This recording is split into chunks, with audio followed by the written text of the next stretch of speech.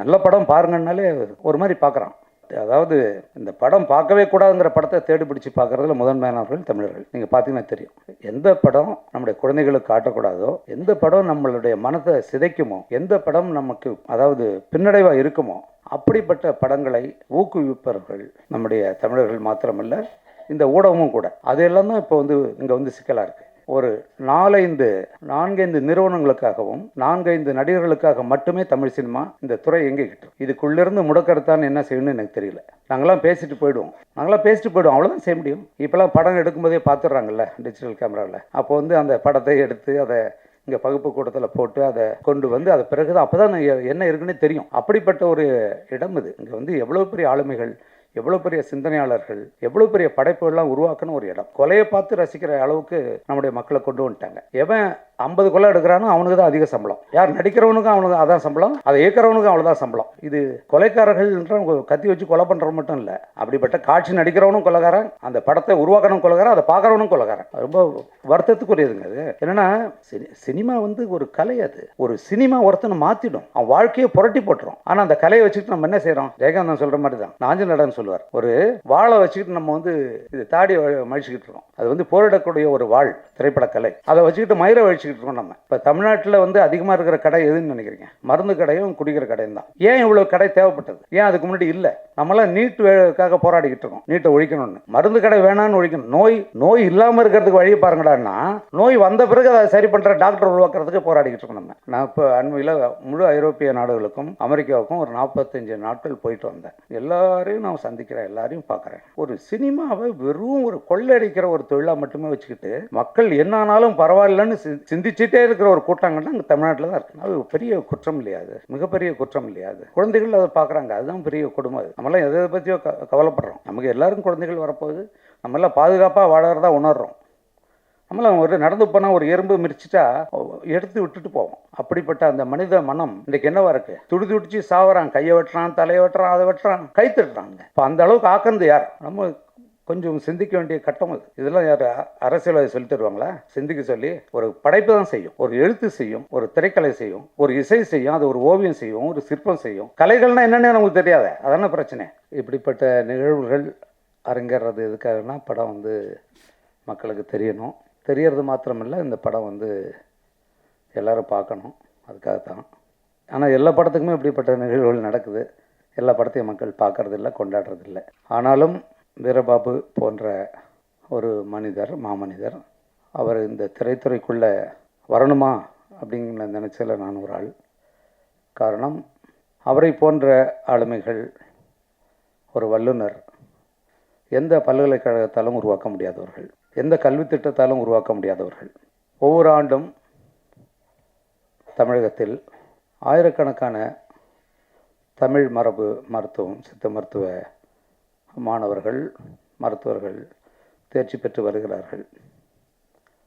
அவர்களுக்கு இடையில் இந்த தமிழ் மொழி குறித்தும் நம்முடைய இனம், மண் குறித்தும், குறிப்பாக இந்த தமிழருடைய அரசியல் குறித்தும் ஒரு தீர்க்கமான பார்வை கொண்ட ஒரு சிறந்த மனிதராக நான் அவரை அறியப்பட்டதால் தான் இந்த மேடைக்கு நான் வந்திருக்கிறேன்.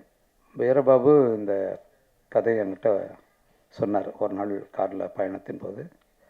எதுக்கு இதை சொல்கிறாருன்னு எனக்கு தோணுச்சு. பிறகு நான் இப்படி ஒரு படத்தை எடுக்கணும் அப்படின்னு சொன்னார். எனக்கு அங்கேயே இறங்கி வந்துடலாமான்னு தோணுச்சு எனக்கு. ஏன்னா அவர் எப்படி காப்பாற்றுறது எனக்கு தெரியல, என்ன சொன்னாலும் அவர் நிறுத்துகிற மாதிரி எனக்கு தெரியல. ஏன்னா இன்றைக்கு இந்த சினிமாவால்,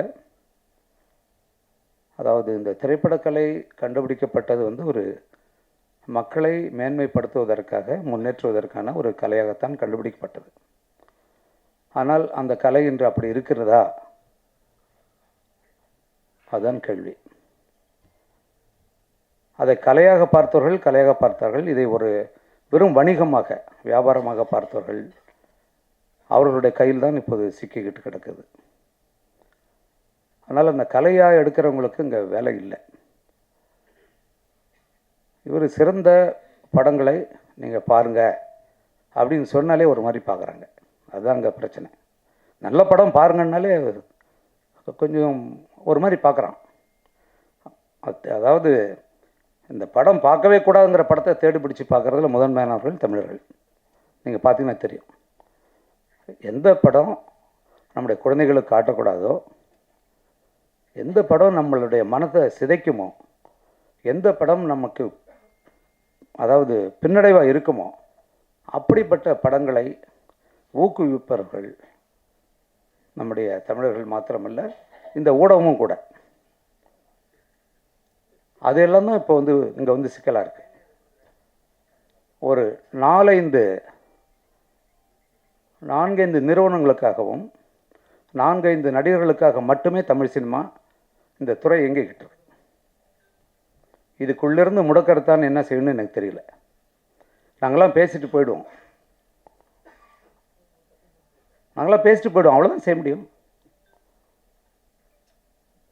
இந்த படத்தில் இந்த நொடி இந்த ஒரு நிகழ்வுக்கு எவ்வளோ பணம் செலவாயிருக்கும், அந்த பணத்தை அவர் எப்படி ஈட்டியிருப்பார்? ஒரு தமிழ் மரபு மருத்துவத்தின் மூலமாக ஒரு சித்த மருத்துவர் எப்படி அந்த ஊதியத்தை பெற்றிருக்க முடியும்? அப்போ ஒரு திரைப்படத்துக்கு எவ்வளோ செலவாயிருக்கும்? அவர் இந்த சமூகத்துக்காக என்னெல்லாம் செய்திருக்கார்? அதுதான் சமுத்திரகனி சொன்னார். இந்த சமூகம் திருப்பி அவருக்கு என்ன செய்ய போகுது? அவர் வந்து கெஞ்சலாம் மாட்டார், இந்த படத்தை பாருங்கள் எப்படியாவது என் காசு வரணும். அவர் அப்படியாப்பட்ட ஒரு ஆளுமை இல்லை அவர். ஆனால் தமிழர்களுக்கு அது இருக்கா? அதெல்லாம் இருக்காது. எந்த படத்தை பார்க்கக்கூடாதுன்னு சொல்கிறோமோ அந்த படத்தை போய் பார்ப்பான். அது எப்படி மோசமாக இருக்குன்னு பார்க்குறதுக்காக. ரொம்ப வருத்தத்துக்குரிய ஒரு இதுதான்.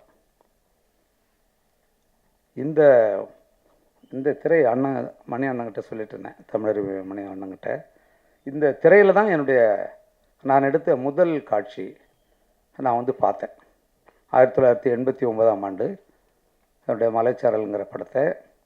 இப்போலாம் படம் எடுக்கும்போதே பார்த்துட்றாங்கல்ல டிஜிட்டல் கேமராவில். அப்போ வந்து அந்த படத்தை எடுத்து அதை இங்கே பகுப்பு கூடத்தில் போட்டு அதை கொண்டு வந்து அதை பிறகு தான் அப்போ தான் என்ன இருக்குன்னே தெரியும். அப்படிப்பட்ட ஒரு இடம் இது. இங்கே வந்து எவ்வளோ பெரிய ஆளுமைகள், எவ்வளோ பெரிய சிந்தனையாளர்கள், எவ்வளோ பெரிய படைப்புகள்லாம் உருவாக்கின ஒரு இடம். நிச்சயமாக சொல்லுவேன், இந்த படம் இந்த மக்களை பற்றி அக்கறை கொள்ளக்கூடிய, இந்த மண்ணை பற்றி அக்கறை கொள்ளக்கூடிய ஒரு படம். அதுக்கு நீங்கள் என்ன மதிப்பு தரப்போறீங்கன்னு எனக்கு தெரியல. ஏன்னா உங்களுக்கு வேண்டியதெல்லாம் இப்போல்லாம் நாங்கள் எல்லோரும் வந்து நீங்கள் ரசிக்க ஆரம்பிச்சிட்டிங்க. ஒரு கொலையை பார்த்து ரசிக்கிற அளவுக்கு நம்முடைய மக்களை கொண்டு வந்துட்டாங்க. எவன் 50 கொலை எடுக்கிறானோ அவனுக்கு தான் அதிக சம்பளம். யார் நடிக்கிறவனுக்கும் அவனுக்கு அதான் சம்பளம், அதை இயக்கிறவனுக்கும் அவ்வளோதான் சம்பளம். இது கொலைக்காரர்கள்ன்ற கத்தி வச்சு கொலை பண்ணுறவன் மட்டும் இல்லை, அப்படிப்பட்ட காட்சி நடிக்கிறவனும் கொலைகாரன், அந்த படத்தை உருவாக்கணும் கொலைகாரன், அதை பார்க்குறவனும் கொலைகாரன். ரொம்ப வருத்தத்துக்குரியதுங்க அது. என்னென்னா சினிமா வந்து ஒரு கலை. அது ஒரு சினிமா ஒருத்தனை மாற்றிடும், அவன் வாழ்க்கையை புரட்டி போட்டுரும். ஆனால் அந்த கலையை வச்சுக்கிட்டு நம்ம என்ன செய்கிறோம்? ஜெயகாந்தன் சொல்கிற மாதிரி தான் நாஞ்சல் நடன்னு சொல்லுவார். ஒரு வாழை வச்சுக்கிட்டு நம்ம வந்து இது தாடி மழிச்சிக்கிட்டு இருக்கோம். அது வந்து போரிடக்கூடிய ஒரு வாழ் திரைப்படக்கலை. அதை வச்சுக்கிட்டு மயிரை வழிச்சிக்கிட்டு இருக்கோம் நம்ம. மிக ஒரு முக்கியமான ஆள் அவர். எனக்கு தெரிஞ்சு வீரபாபு போன்ற ஒரு மனிதர், ஒரு மருத்துவர் இந்த தமிழ் மண்ணுக்கு கிடைத்த பெரிய கொடை. மிக முக்கியமானவர். அதுக்கு மேலே ஒன்றும் சொல்கிறதுக்கே இல்லை. ஒருத்தர் வந்து சொல்லுவாரா, நான் இதை செஞ்சுருக்கேன் அதை செஞ்சுருக்கேன். அது யார் சொல்லுவான்? ஒரு வியாபாரி சொல்லுவான். அவர் சொல்ல மாட்டார். உயிர் தானங்க ஒரு மனிதனுக்கு முக்கியம். உயிர் போகுதுன்றப்ப ஓடி வந்து எங்கே விழறோம்? மருத்துவர்கிட்ட.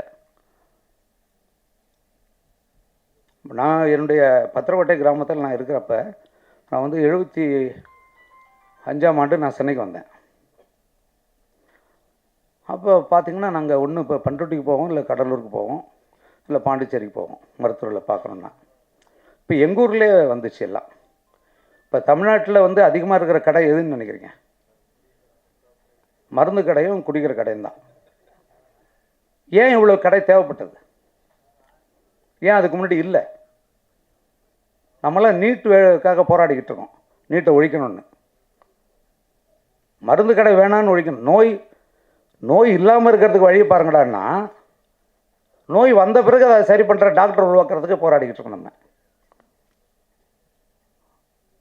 தமிழ் உணவு நம்மக்கிட்ட இருக்கிற எல்லாமே, இலை பட்டைகள், என்ன சொல்கிறது, வேர்கள், அனைத்துமே மருந்து. அதையெல்லாம் நம்ம ஒழித்து தள்ளிட்டோம்.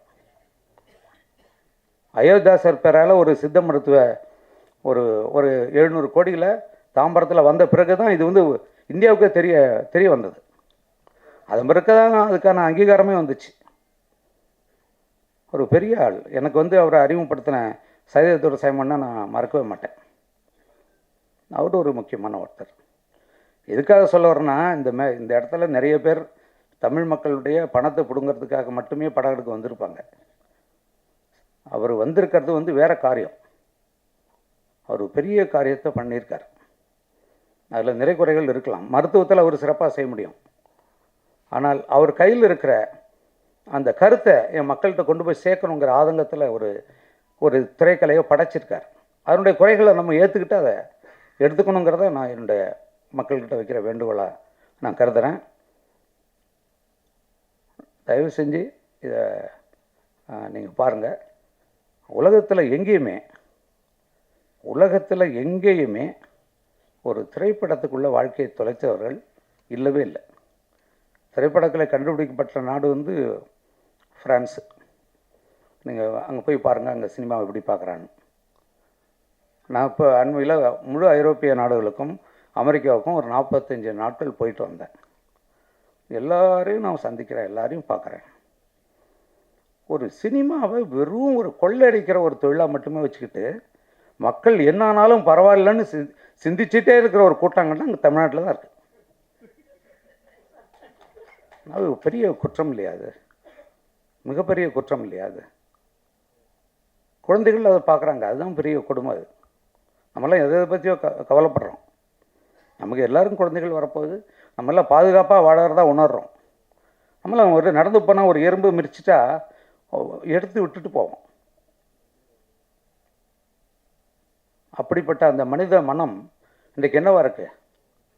துடிச்சு சாவறான், கையை வெட்டுறான், தலையை வெட்டுறான், அதை வெட்டுறான், கை தட்டுறாங்க. இப்போ அந்த அளவுக்கு ஆக்கிறது யார்? நம்ம கொஞ்சம் சிந்திக்க வேண்டிய கட்டம் அது. இதெல்லாம் யார் அரசியல்வாதி சொல்லி தருவாங்களா? சிந்திக்க சொல்லி ஒரு படைப்பு தான் செய்யும், ஒரு எழுத்து செய்யும், ஒரு திரைக்கலை செய்யும், ஒரு இசை செய்யும், அது ஒரு ஓவியம் செய்யும், ஒரு சிற்பம் செய்யும். கலைகள்னால் என்னென்னு நமக்கு தெரியாத, அதான பிரச்சனை.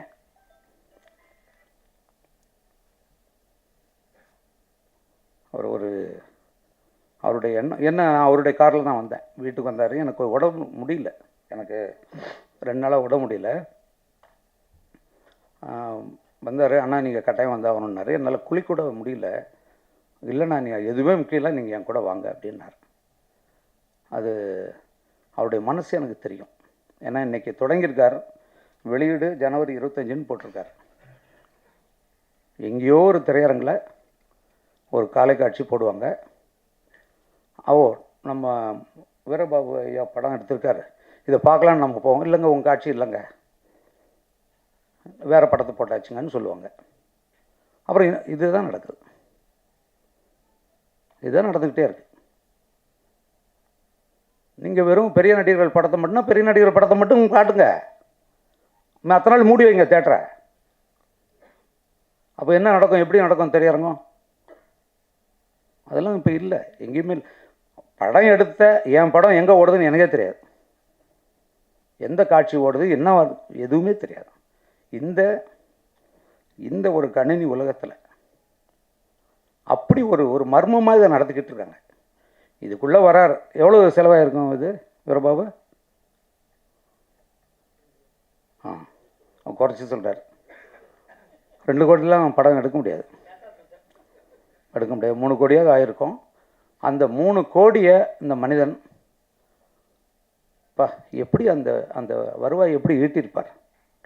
எனக்கு அந்த கவலை தாங்க. ஏன்னா அவருக்கு 2 குழந்தைகள் இருக்காங்க, மிக எளிய குடும்பம். நான் வீட்டுக்கெல்லாம் போவேன், உணவு அருந்துவேன். அதுதான் எனக்கு பெருங்கவலையாகவே இருக்குது. இங்கே வந்ததுலேருந்து பெருங்கவலையாக அதுதான். அவருடைய கடமையை அவர் செய்துட்டார்.